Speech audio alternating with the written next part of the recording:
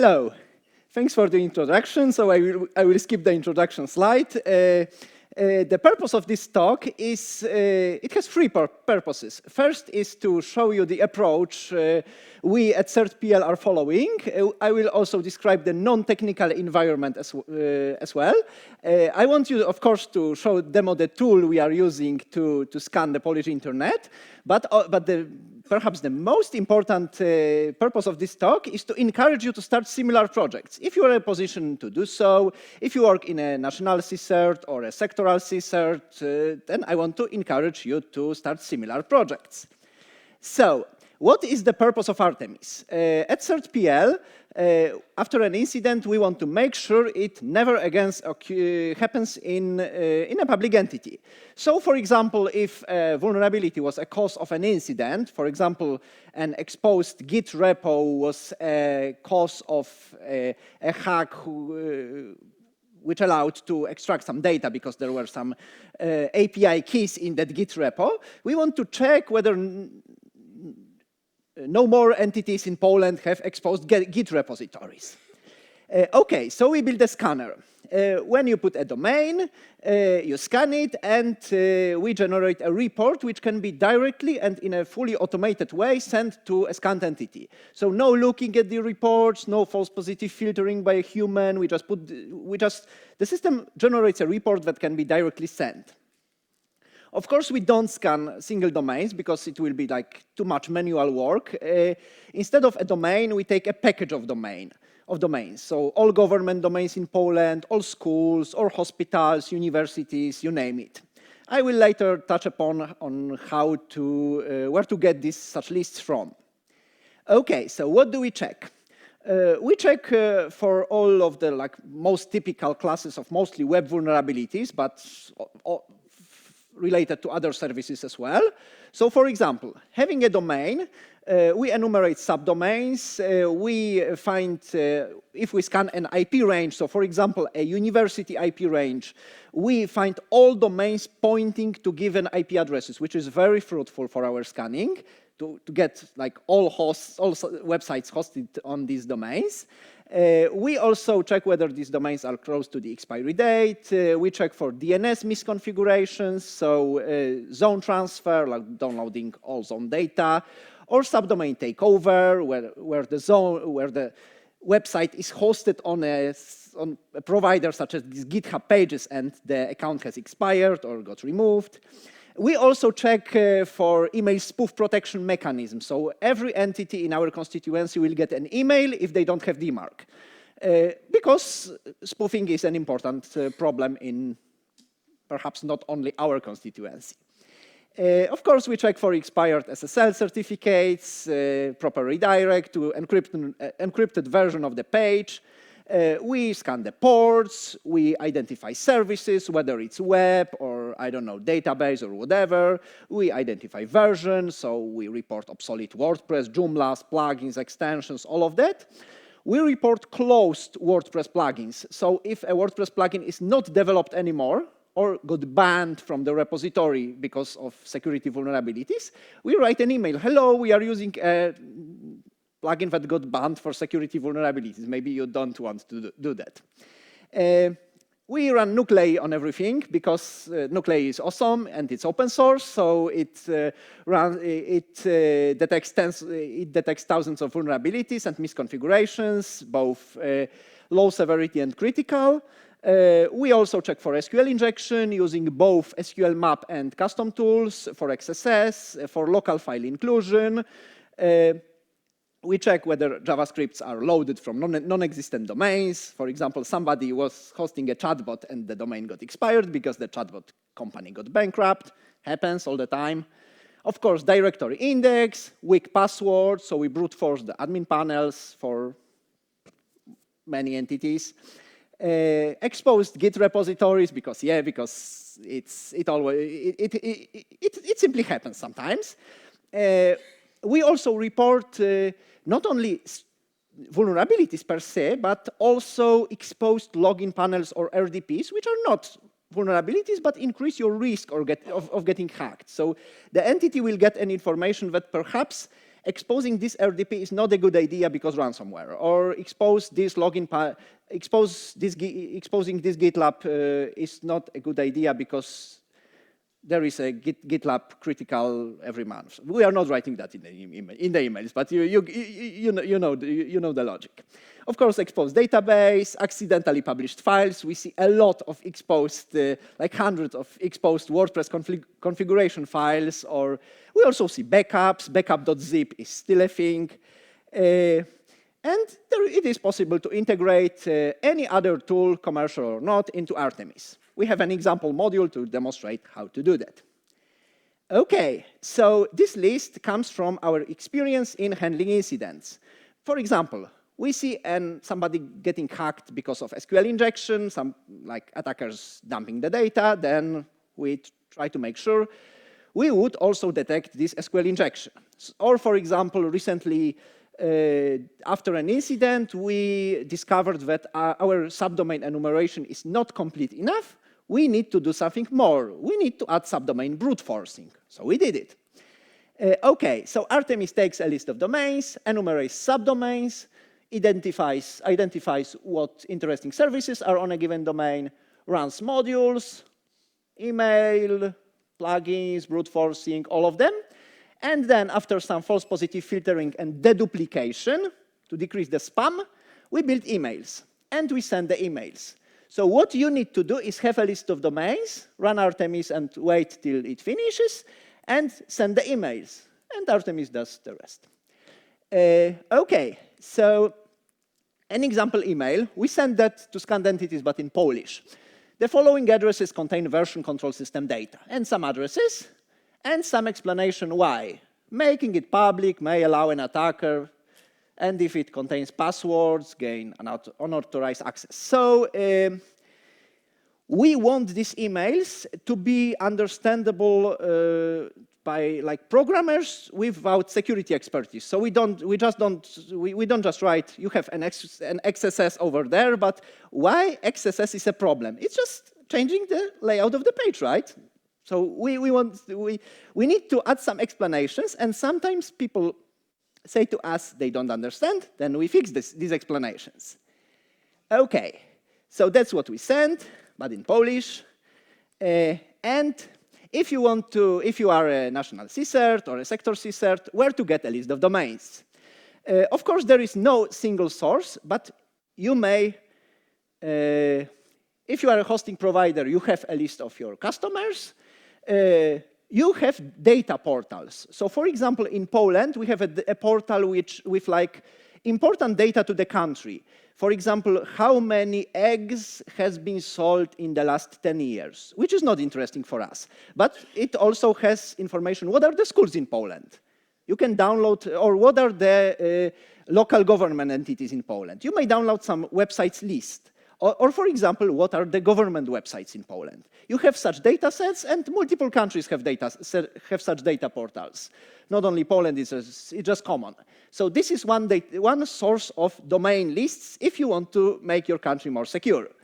Another source is, of course, certificate transparency logs. So you may enumerate all subdomains under gov.de which have SSL certificates. Of course, it sometimes works if you want to check government domains.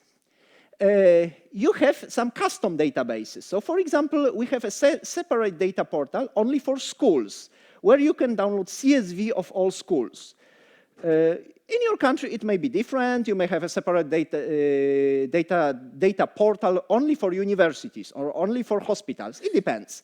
But if you look for it, you will definitely find something. And you may be creative. So for example, this website, I have the right to know.pl, is a website about politicians, about members of the parliament, all the candidates, city mayors, all of that, where you can scrap it and you can get a list of their websites. So you can be creative. If you don't have a list, you can do something to get a list. So of course, and you may contact the entities, but this is slow. And at CERT PL, we do all of that, except the customer database, because we don't have customers. we are a national CERT. So we do all of these techniques. They overlap. Sometimes schools from this list and schools from this list are different list of schools. Happens. It's normal. So this is the first step to get a list of domains. You may get also some inspiration how to start if you want, for example, maybe you are not allowed by the law to do everything. That's not a reason to do nothing. That's a reason to do first simplest thing. Of course, so we scan all government domains, local government, municipal corporations, so all those responsible for water, waste, energy, all of that which is important for human well-being, key service operators, banks, universities, schools, all of the education entities, hospitals. We also scan media. This might be controversial, but we did it. We scan politician websites before elections because, yeah, we don't want Russians interfering, writing something on the websites. All the candidates, professional self-governments like medical chambers. And of course, if somebody provides us a list, like sector CERT comes and, hello, I have a list of websites in my sector. Then we say, we like lists of websites. Give us your list of websites, we will scan it. Yeah, we like that because it increases the security of the country at the cost of some machines needing to be allocated for that. Not much. And what is most important, domains provided voluntarily by companies or users. Because after doing Artemis, recently, and I will not spend a long time on that, recently we started a front end on Artemis, my CERT PL. I will have a talk on NatCERT about this on Saturday about this system. So this is basically a front end for our services, where anybody can join, like anybody. Me having a blog, not only a public entity, can join, add some domains, and select that they want to be scanned. And after verifying that they are indeed their domains, because we don't want somebody scanning their neighbor or whatever, people get results. They get Artemis results, like, for example, no valid DMARC record found. Sorry if you have some translation mistakes, because the service is in Polish and it's automatically translated.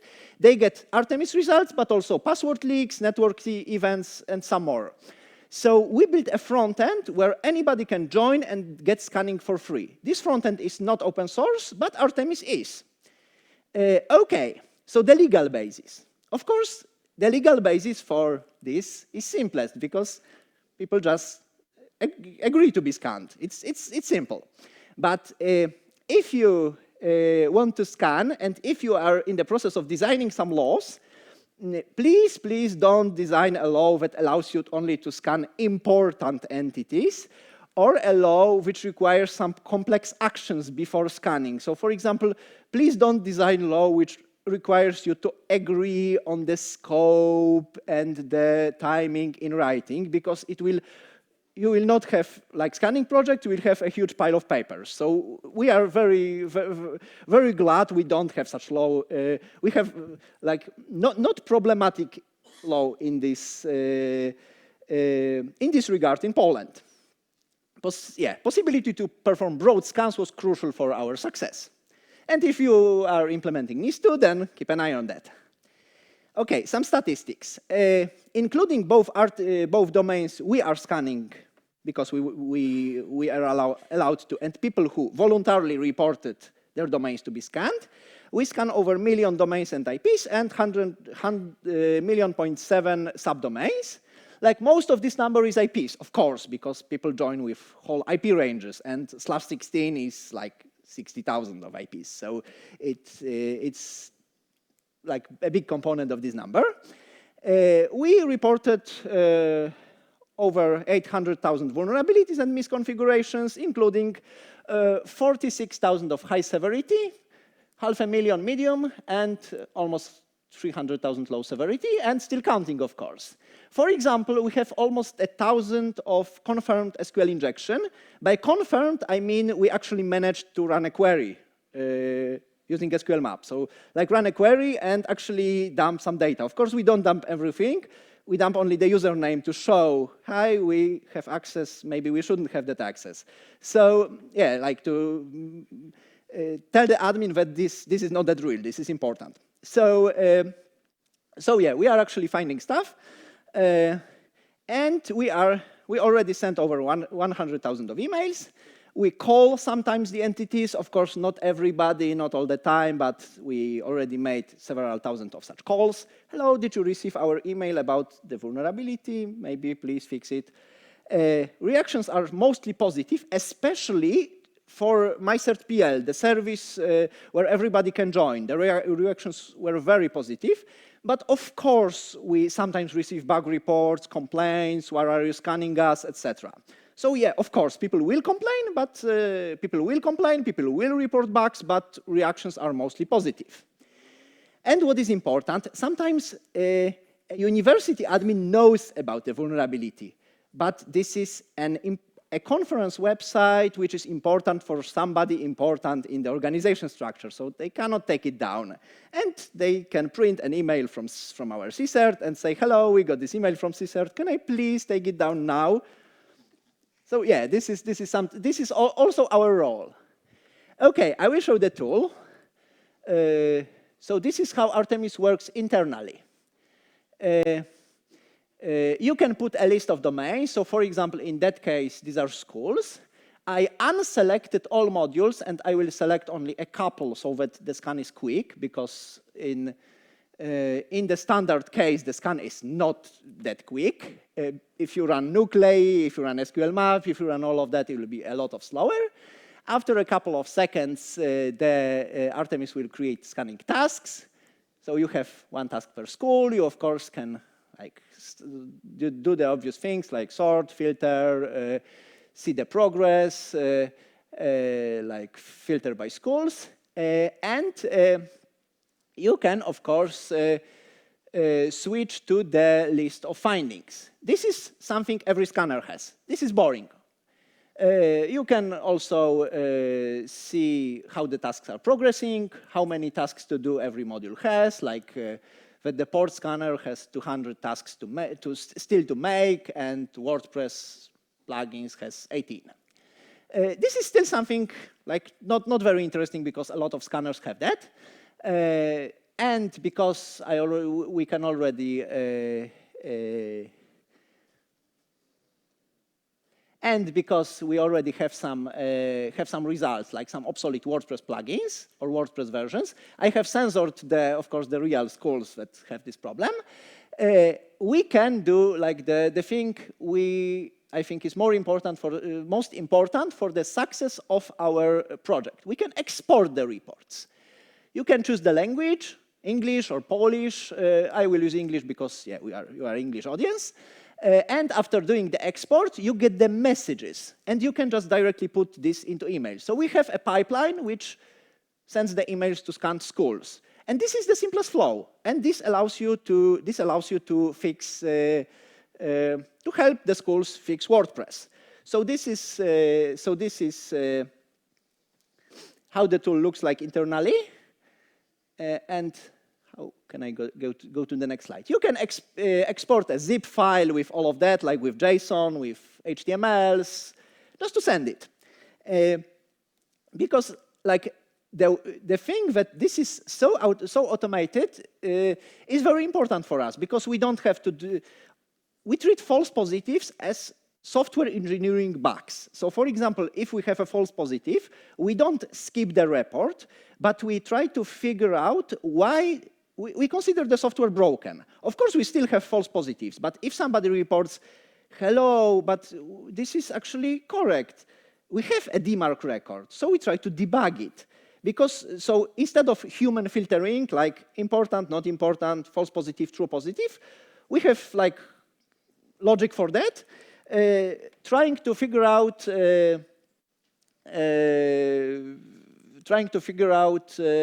whether a problem is interesting enough to be included in the reports. Of course, we drive Artemis using an API because it has API, so the front and my CERT PL I shown communicates via API. It can be translated to any language, And because we live in 2025, you can do this. Hello, ChatGPT, translate the following file to French, leaving stuff in quotes like this, describing the syntax of the translation file, leaving this original stuff in English, but putting the translation after message string. So the English original will be left intact, and then ChatGPT will add a French translation for you. I will not attempt to read French on this presentation, but yeah, this is an approach you can do to make it quicker to start.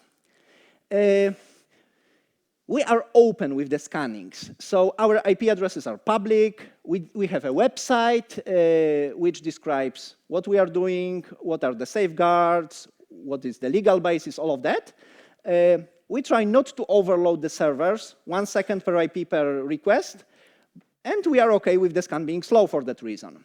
Sometimes we call the scanned entities, and we allow submitting domains voluntarily. As I said, if you don't want to start with having a big frontend, you may start with a small frontend. Or even, we started with emails. We started with an email address to request scanning.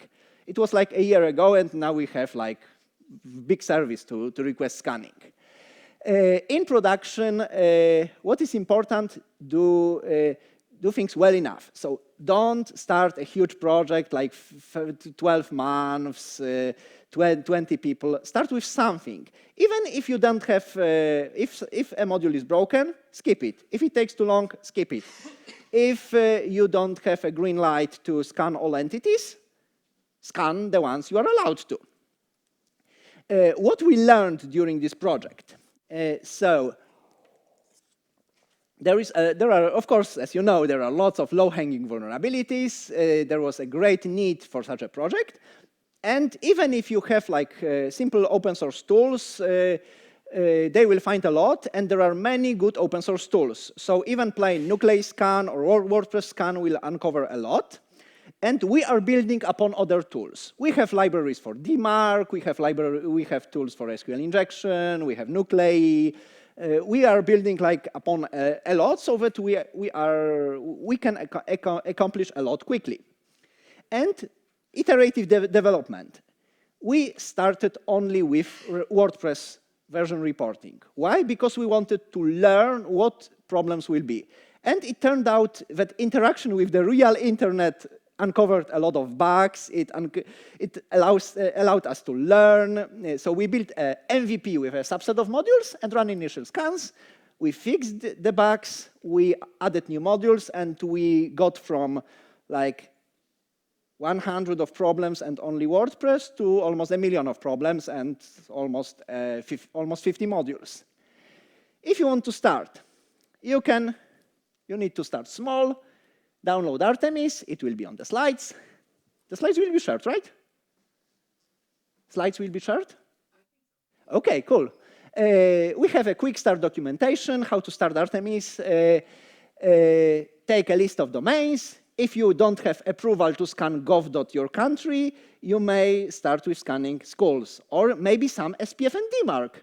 That's just DNS query, which will improve the security of your constituency because you will have less spoofed emails. So if you don't have approval for like Nuclei doing intrusive scan, do DMARC check, which is only which is less intrusive because it's DNS query. And translate Artemis to your language, scan, send the results, then show to everybody. It makes sense. We can grow it. It actually improves the security of our constituency, and iterate. Increase coverage, add more domains, contribute to Artemis, of course. And if you have any problems, contact Artemis at CERT PL, because if you are a national CSERT, we will be glad to help you with setting up your scanning pipeline. Okay, so I think I finished a little bit earlier because it was 25 minutes. I have 5 minutes left. So we have more time for questions.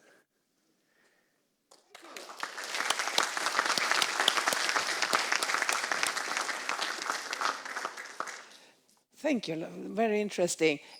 Please use the microphones. Here we have a question. Hello. First, good presentation. Big fan of Artemis. I've used it a couple of times with very good feedback. Easy to set up, all the good things. My question will be on the last version I used. Once you have set it up running, it typically doesn't have any sort of authentication. So if someone has your either private or public IP, they will typically be able to get access to your scans and reports. Is there any efforts towards introducing some sort of access control, ability to create users, give them roles, those kind of things? Thank you. No, we currently don't have such effort, so you can add a layer you need to. So for example, an additional Nginx or some firewall, or put it behind a VPN. We don't have any approaches, have any plans to do that, but pull requests are welcome. And I'm happy you like Artemis. So I was wondering, for each time you scan a domain, do you send out a fresh email each time you find the same vulnerability or same issue? Or do you kind of, oh, we've already caught that one for this domain, we're not going to email them again for your use case? We used to skip vulnerabilities for some time, so we had the configuration. So for example, we didn't want to report broken DMARC too frequently because alert fatigue. But currently, because of some infrastructure migration, we are not doing that. But yeah, we did that. We have a break in doing that, but we plan to do this back again. So Artemis has a configuration to skip something that occurred in previous report, like a couple of months ago, if it's low severity. So yeah, Artemis has a mechanism in place to prevent alert fatigue. And this is also important for us when distinguishing what to include in emails, because sometimes something is like, it's just info, missing security headers. If we start spamming everybody with every missing security headers, people will just add a rule in their mailboxes to put every hour emails in spam. So even if something is low severity, or we know nobody will actually fix that, we skip that in the reports, even if it's technically a valid finding. I think we have the last question up to. Okay, to add on this one, so is there a web page to get the full report, even for the non-critical findings that you skip in the email? Yes. So if you browse into the Artemis interface, you will see everything we found. So all open ports, you will be able to search in that. Let me scroll in the demo. I mean, you see it, but does the customer or the constituent interface for? No, as a constituent, we don't have that. We don't have that yet. Okay. As a like power users, you can find every finding we Artemis detected, even if it's very low severity or just an open port. Okay. Another question from my side is: so if you import lists of domains, where do you know where to send the mail to? That's a very tricky question, because as everybody, if you have a non-trivial constituency, even if you are a single company, you sometimes have troubles identifying which team is responsible for a particular server. We had a talk yesterday about precisely that. But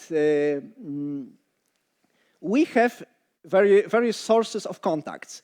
We have, like for gov.pl, there is mandatory contact reporting in Poland, so you have to provide contacts. Sometimes you can get it from like the website or from the list. For example, schools list has not only the website column, but also the email column. So you can do that.